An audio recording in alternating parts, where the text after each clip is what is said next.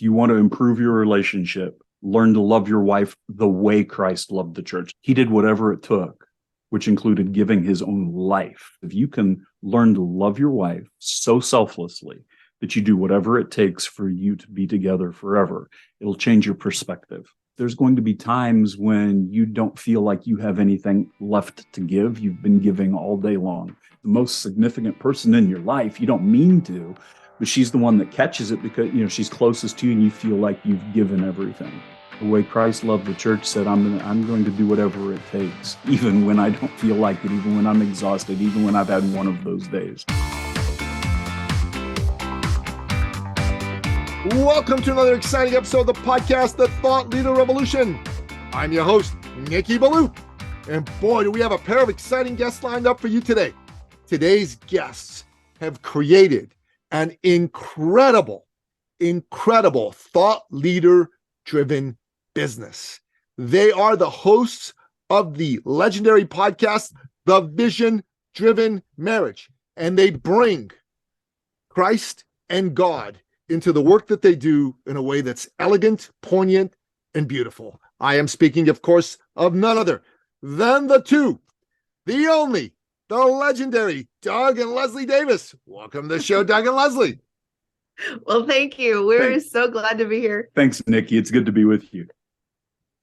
So guys, the folks who listen to this show, they don't tune in every week because of me, because I'm here every week. They tune in because they want to learn from you. But before they can learn from you, they got to get to know you a little bit. So tell us your backstory. How'd you get to be the great Doug and Leslie Davis? Well, several years ago, God laid it on our heart to do a marriage ministry. And so at first, it started out with live events, and we still do those. But eventually, God laid it on our heart to do a podcast because we knew there were a lot of marriages that were, regardless of where they'd started out, they wanted to be able to draw closer to each other, and they wanted to be able to honor God in their marriage, but they didn't always know how to do that. And so Leslie and I have been married for 34 years now. And so our big thought, though, at the time was, why would anybody listen to us? Because, we've only had a small amount of experiences. We haven't been through things that everybody's been through. Why would they listen to what we have to say? And God broke our hearts to share what we know, because it's not about us. It's about what he wants to do in those marriages.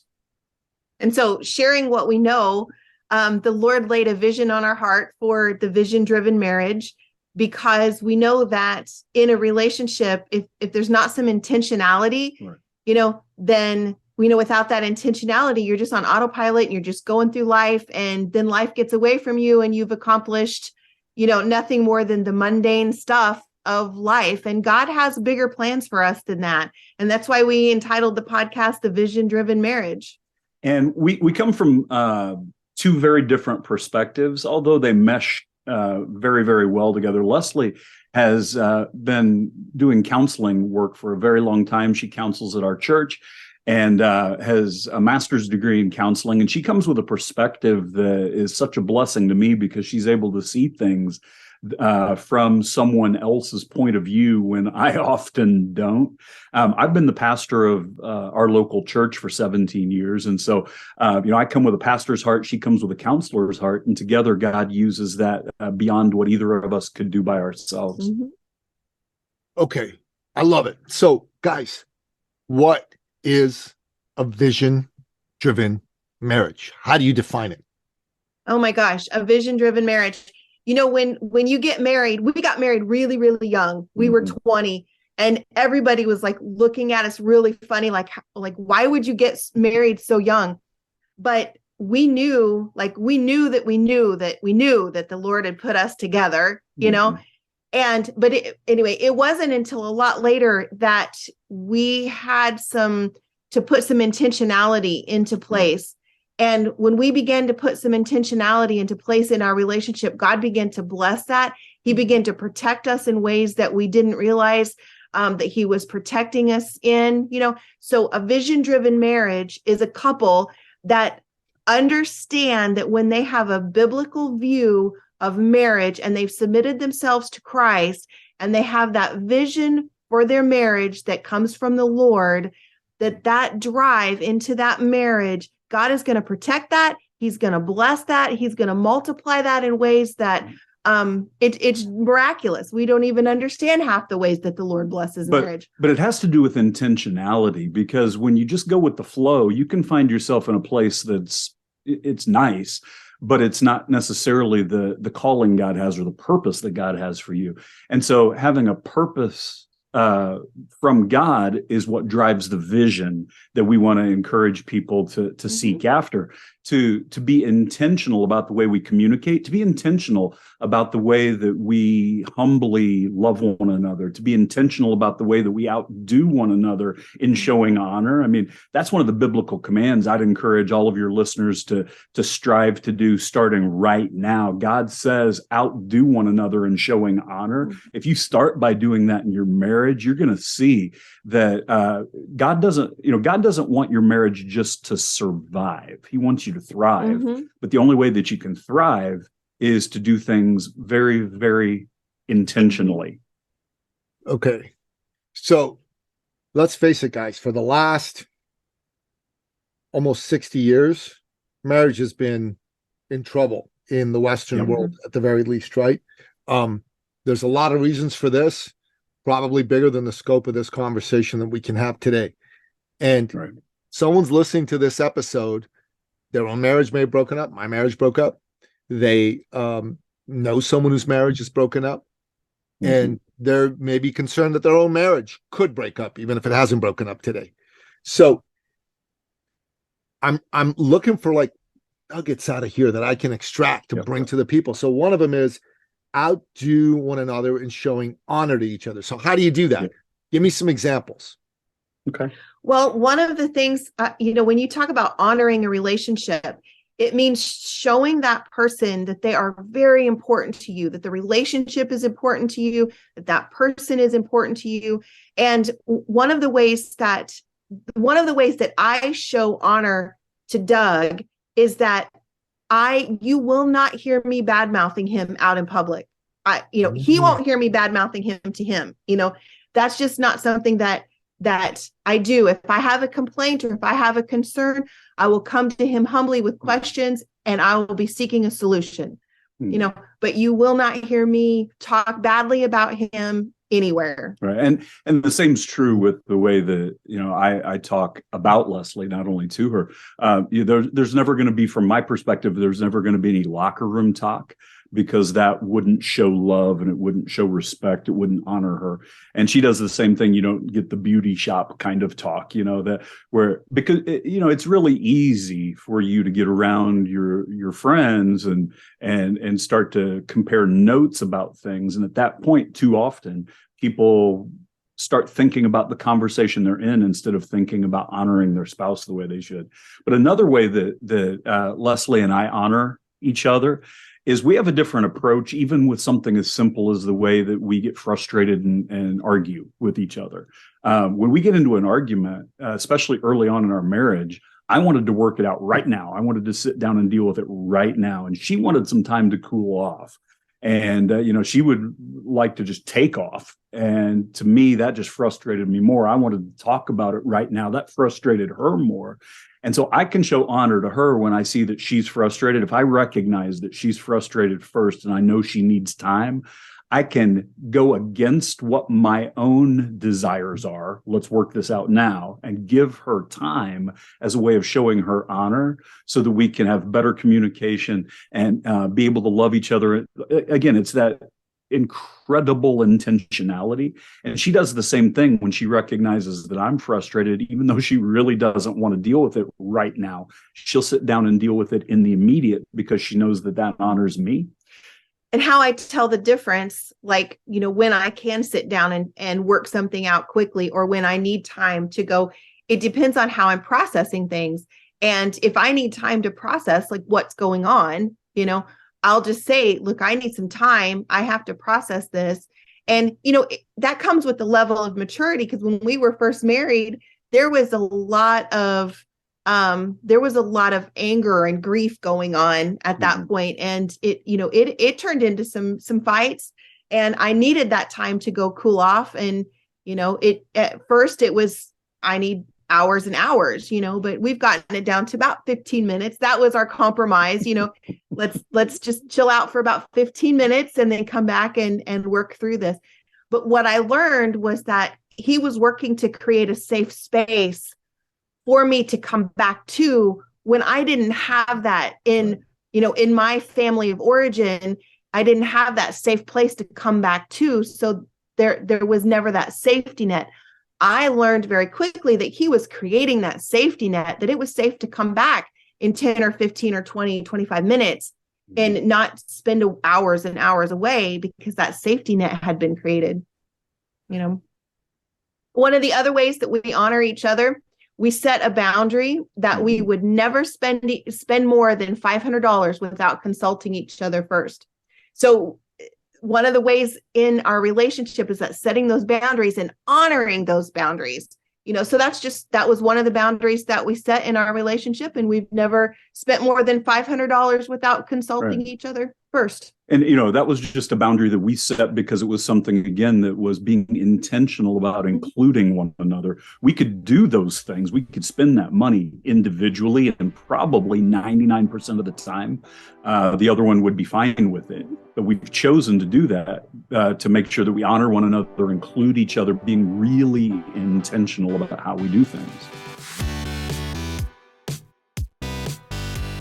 A couple that does things together stays together. I mean, I've heard that be said before, and I've actually said that. When you're including each other in the things that you do, it's more likely that you'll end up staying together rather than having a whole bunch of separate lives. You guys want to talk a bit about that? Well, I think we did a podcast not too long ago on the different types of intimacy, and that would fall under recreational intimacy, doing things together. And there's a lot of things that we do together that I like to do, and a lot of things that he likes to do, but I do them too, so we just, even though they're not all that fun for the other one, like, we intentionally work together to do some of those things together. Occasionally he'll go shopping with me. He does not like to shop. I do not.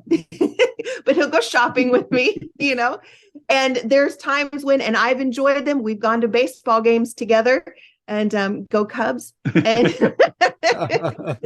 and so we'll attend a baseball game or two together, and that's always fun. But as far as doing things together, I'd like to encourage your listeners to realize that you really have 3 completely different types of opportunities to do that. Find the things that you enjoy doing together. There's a lot of things that Leslie and I both love deeply, and we just make sure that we do those things together as often as possible. But here's another nugget to throw out to your listeners. It also gives you an opportunity to have transparency that you wouldn't have otherwise when you do things together. And here's something that's been a blessing to us. Even if I know that Leslie's got a busy afternoon and I'm going to go do something, well, later this afternoon, I'm going to go walk. I try to walk 3 miles every day. And so I'm going to go walk. And even when I know she can't go with me, I sincerely invite her and let her know that, I would love it if you'd be able to come. Would you like to? And not because I need her to go, but I need her to know that I enjoy her company, would like her to go. And so even if, you can't go and you say, no, thank you, I can't, that kind of transparency is a blessing too. So it's not just doing things together. It's having that open relationship where you're always willing to include your spouse. Mm-hmm. And so find things you like to do. But number 2, do things that your spouse likes to do, even if you don't. Leslie mentioned that, I will occasionally go shopping with her. Shopping to me is not fun at all. I'm the kind of guy, get in, get it, get out. That makes me happy. She can spend all day shopping, and then we end up back at the store we started at and get that first thing. But to her, there's recreation in it, and I understand that. I don't have to love everything she loves. Loving her is enough. And so going to do some things with your spouse because your spouse loves it is something that I would encourage your listeners to think about doing. But then also making sure that you are able to meet all of your challenges together. When you talk about doing things together, one of the biggest difficulties that I've seen couples struggle through is when they face a challenge, They go to their own corners and they try to figure out how to best deal with the challenge instead of dealing with that challenge together. It may be something within your relationship. It may be something at work. It may be the loss of a loved one and you're grieving. Whatever it is, if you have challenges, realize that being able to meet those challenges together is going to be something that's going to make your marriage stronger. That's very powerful. Facing challenges together. That's true. It's so easy to just say, I'm too busy. You go deal with your thing. I'll go deal with mine. Right. It's so easy to do that in this day and age. But facing a challenge together, doing things together, it's really your message is like one of togetherness, right? Mm-hmm. Do more together and less apart. Right. And I know that sounds easy to understand, but it's not always easy to do. It's something, again, you have to make up your mind to do things that will allow you to be together. Because if you just go with the flow, the time that you're together will be very, very limited. Yeah. Amen. Okay. So tell me more. What are some of the other precepts of the vision-driven marriage? Go ahead. Oh, well, I think one of the things is always, of course, the biblical principle of being quick to listen and slow to speak.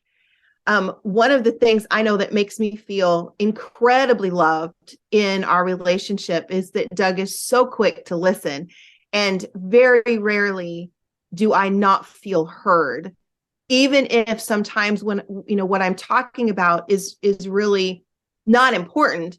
He's very quick to listen and make me feel important just because I have something to say. Right. Communication is something that I know is the undergirding of nearly every relationship that we're ever in, but especially in a marriage. Being able to communicate is something that I think is so misunderstood. People think that if I talk to my spouse, I'm communicating, but it's only communication if what you're saying is heard.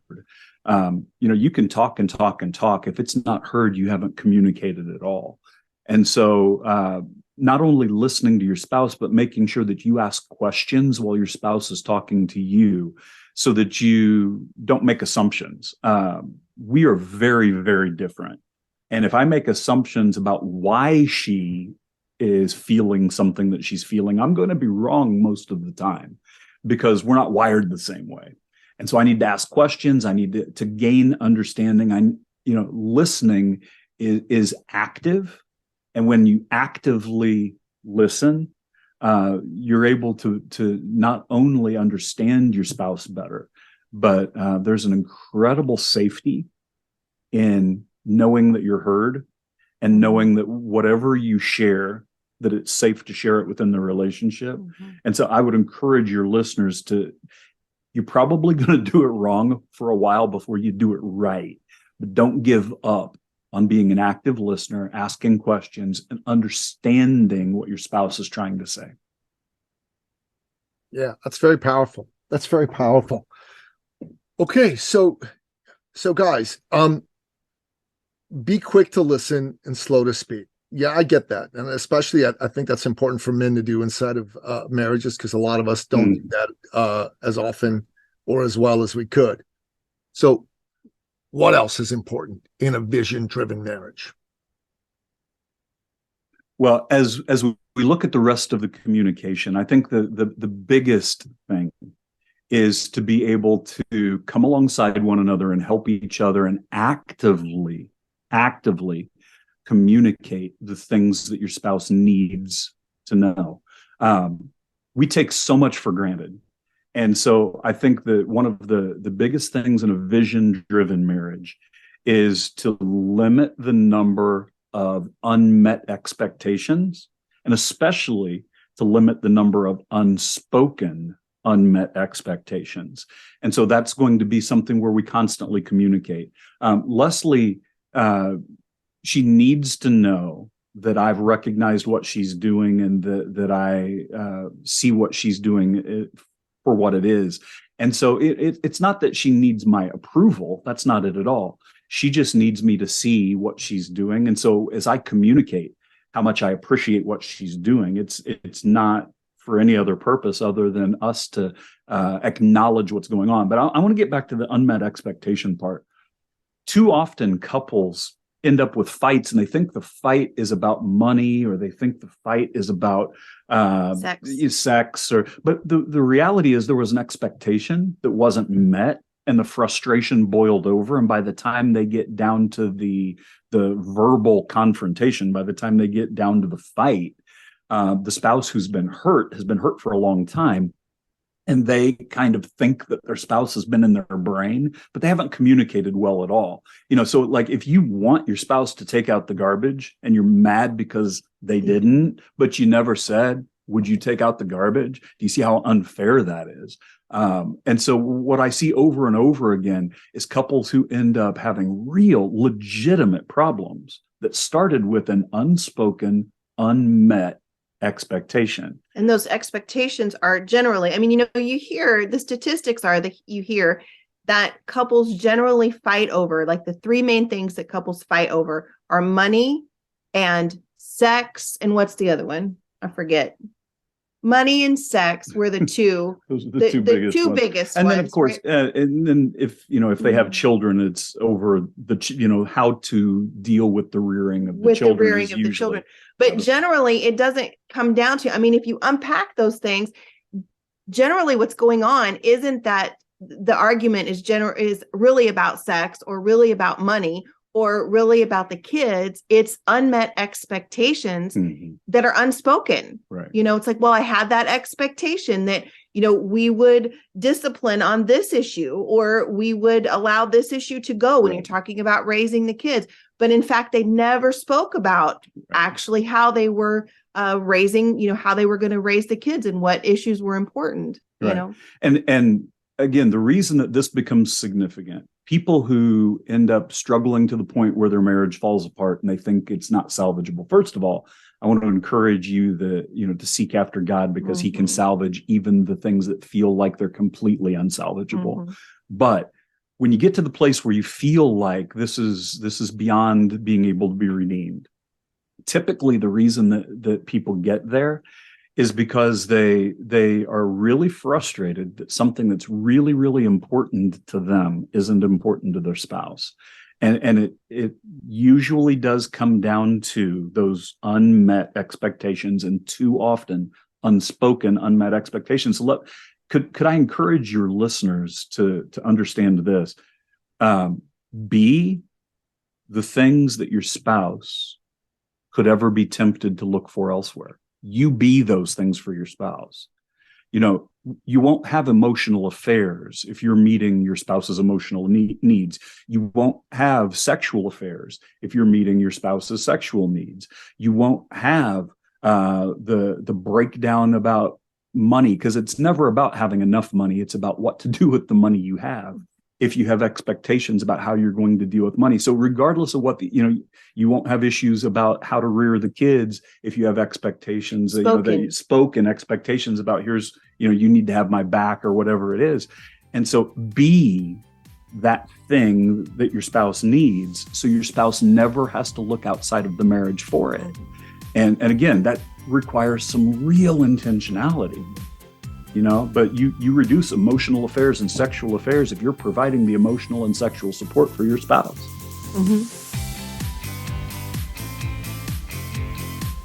Well, why don't you talk about the difference between an emotional and a sexual affair?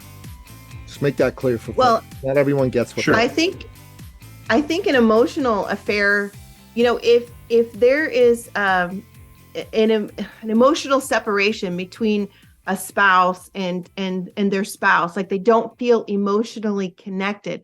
They're not sharing things in common. They're not sharing fears. They're not sharing dreams. They're not sharing emotions, how they feel about things, whether it's love or fear or disappointment or, whatever the emotion is. If they're not sharing those things with their spouse, there's going to be a disconnect. And let's say one day at the office, there's a comment made, oh, I really felt disappointed about that. And then you realize that you have the person's ear that's sitting next to you. And they're like, oh, yeah, I'm really sorry that, you were disappointed about that. Is there anything I can do to help you? And next thing you know, they're talking and they're discussing the disappointment and the emotion. And that makes that connection right there. Not that talking to your coworker is bad, right? But you haven't shared that emotion with your spouse first. So if your spouse isn't encouraging you, but somebody of the opposite sex at work is encouraging you, if your spouse isn't saying you did a great job, if your spouse isn't letting you know that they value some of your traits and your hard work, and but somebody else is doing those things, you can find yourself having lunch with that person, never having a sexual relationship, never having a physical relationship, but you call them and you text them and you have lunch with them, and they're filling the emotional needs in your life that your spouse should be filling.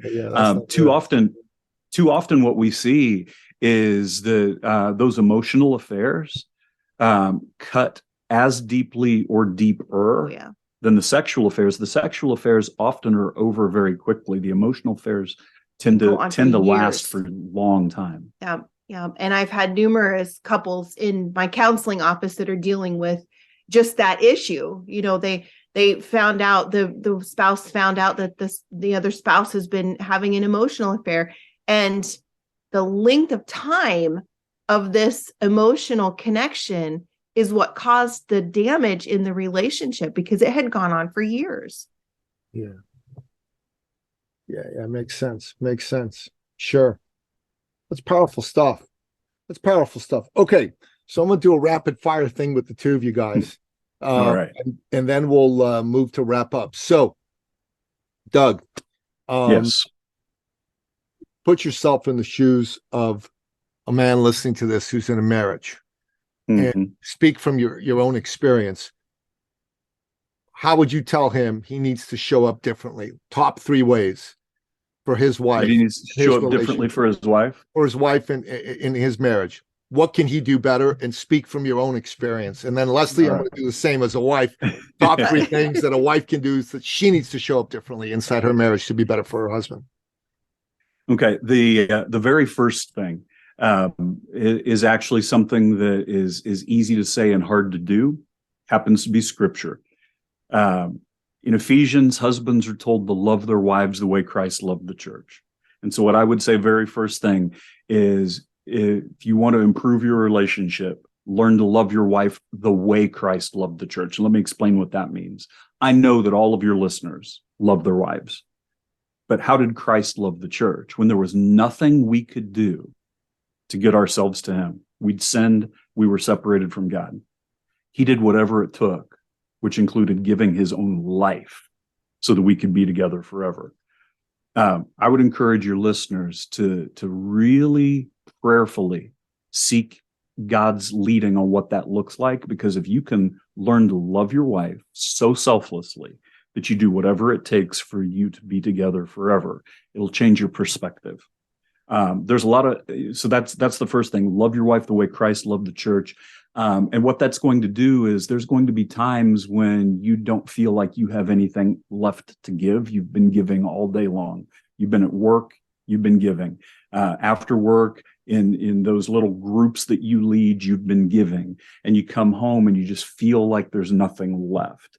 And by accident, just by default, you end up letting down the person who's the most significant person in your life. You don't mean to, but she's the one that catches it because, she's closest to you and you feel like you've given everything.